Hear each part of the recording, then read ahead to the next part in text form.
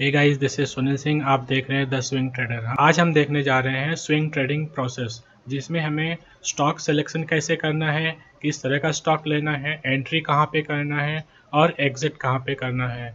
तो चलिए स्टार्ट करते हैं swing trading process. Swing trading process में क्या होता है कि पहला स्टॉक सिलेक्शन। स्विंग ट्रेडिंग में स्टॉक सिलेक्शन इंपॉर्टेंट होता है। किसी भी ट्रेडिंग में स्टॉक सिलेक्शन इंपॉर्टेंट होता है।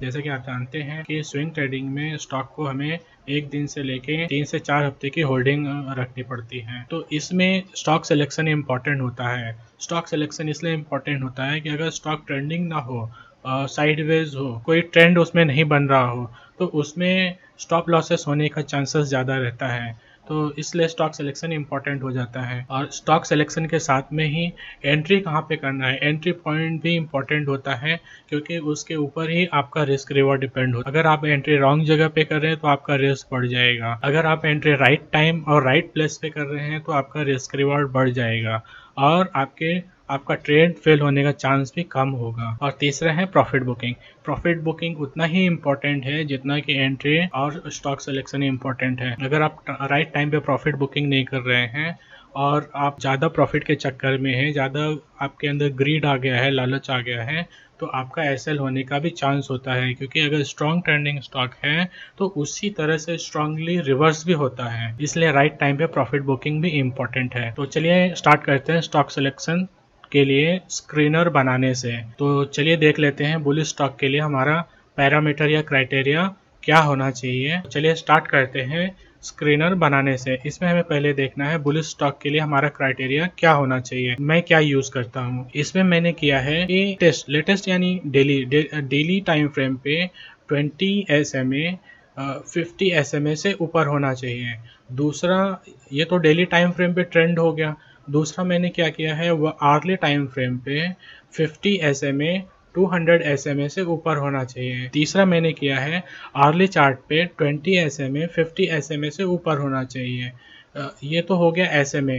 इसका मतलब 20 SMA 50 SMA से ऊपर है, 50 SMA 200 SMA से ऊपर है और डेली टाइम फ्रेम पे 20 SMA 50 SMA से ऊपर है।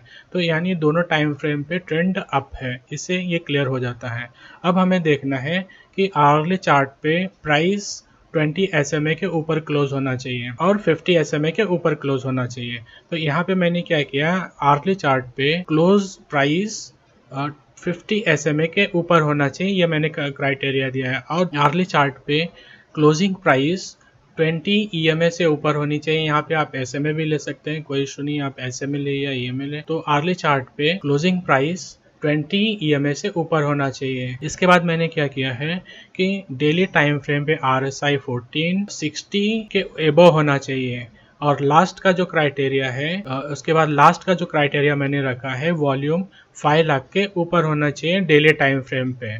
तो इस तरह से मैंने यहाँ पे सभी क्राइटेरिया डिफाइन कर दिया है। और यहाँ पे आप कैश भी कर सकते हैं, फ्यूचर भी कर सकते हैं।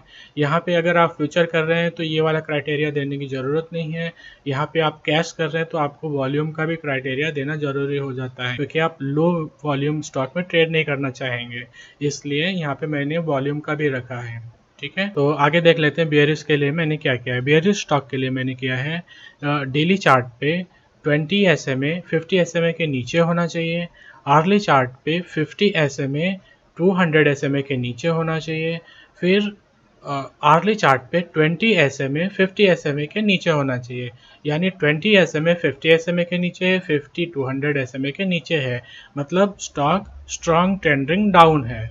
उसके बाद क्लोजिंग प्राइस देख लेते हैं। क्लोजिंग प्राइस आर्ली चार्ट पे 20 SMA के नीचे होना चाहिए। और इसके बाद देख लेते हैं closing price. Closing price 50 SMA के नीचे होना चाहिए आर्ली चार्ट पे, और ठीक वैसे ही 20 SMA के नीचे होना चाहिए आर्ली चार्ट पे। लास्ट का जो क्राइटेरिया है इसमें RSI 14 40 के नीचे होना चाहिए। इसका मतलब ये हो गया कि सभी क्राइटेरिया बियरिश है और स्टॉक स्ट्रॉन्ग डाउन ट्रेंडिंग है। तो हमें ट्रेड कैसे लेना चाहिए ऐसे स्टॉक में आगे हमें देखना है। तो पहले हम देख लेते हैं चार्ट इंक पे। मैंने ये जो स्क्रीनर बनाया है वो, उसके बाद हमें देखना है चार्ट पे ऐसे स्टॉक को कैसे हैंडल करना चाहिए। यहाँ पे मैंने ऑलरेडी बना के सेव कर लिया है। इन दोनों स्क्रीनर को मैं अपने डिस्क्रिप्शन में डाल दूंगा वीडियो के नीचे। आप वहाँ से कॉपी करके आप इस स्क्रीनर को सेव एज करके अपने नाम पे सेव कर सकते हैं, और जैसा भी इसमें मॉडिफाई करना चाहें आप मॉडिफाई कर सकते हैं। ठीक है, तो यहाँ पे मैंने ऑलरेडी आपको एक्सप्लेन कर दिया ये सब क्या है और क्यों मैंने ये लिया है। ठीक है, इस क्राइटेरिया को अब इस स्क्रीनर को रन करेंगे तो कौन से स्टॉक आते हैं। ठीक है, तो इस स्क्रीनर को रन करके देख लेते हैं और देख लेते हैं कि कौन से स्टॉक आए हुए हैं और उसको हम ट्रेडिंग व्यू में कैसे देख सकते हैं। ठीक है, तो रन करने के बाद ये सब स्टॉक आया हुआ है। आने के बाद हम इसको सेव कर लेते हैं एक्सेल में। ठीक है, एक्सेल में मैंने डाउनलोड कर लिया। डाउनलोड करने के बाद मैं इस एक्सेल को ओपन करूंगा। तो डाउनलोड होने के बाद हमारा एक्सेल इस तरह से हो रहा है। हमें ट्रेडिंग व्यू में ये स्टॉक लेके जाना है, इंपोर्ट करना है। तो ट्रेडिंग व्यू में तो एनएससी टेक्स्ट को मैंने इस सिंबल के साथ कॉन्कैटिनेट कर दिया है। आप ये फॉर्मूला आप देख सकते हैं, आप इसको इस तरह से ले सकते हैं। ठीक है, तो आगे हम देखते हैं कि ट्रेडिंग व्यू में डाउनलोड कैसे करना है। मैंने इसको कॉपी कर लिया है। यहाँ पे मैंने एक नोटपैड बना के रखा है, आप भी बना के रख सकते हैं। इसको मैं सेव कर देता हूँ और उसके बाद मैं ट्रेडिंग व्यू में जाने के बाद मैं इंपोर्ट कर लेता हूँ, इंपोर्ट बियरिश। ठीक है, तो इस तरह से आप बियरिश को इंपोर्ट करेंगे तो यहाँ पे इंपोर्ट हो जाएगा। ठीक है, तो ये मेरा सब स्टॉक यहाँ पे इंपोर्ट हो गया। तो आगे हम देख लेते हैं कि इंपोर्ट होने के बाद हम इन स्टॉक में ट्रेड कैसे ले सकते हैं। जैसे कि एक स्टॉक हम लेते हैं यहाँ पे स्टार मैंने ले लिया। देखिए डेली चार्ट पे आप स्टॉक देख सकते हैं किस तरह से स्टॉक एकदम से स्ट्रॉन्ग डाउन ट्रेंडिंग में है।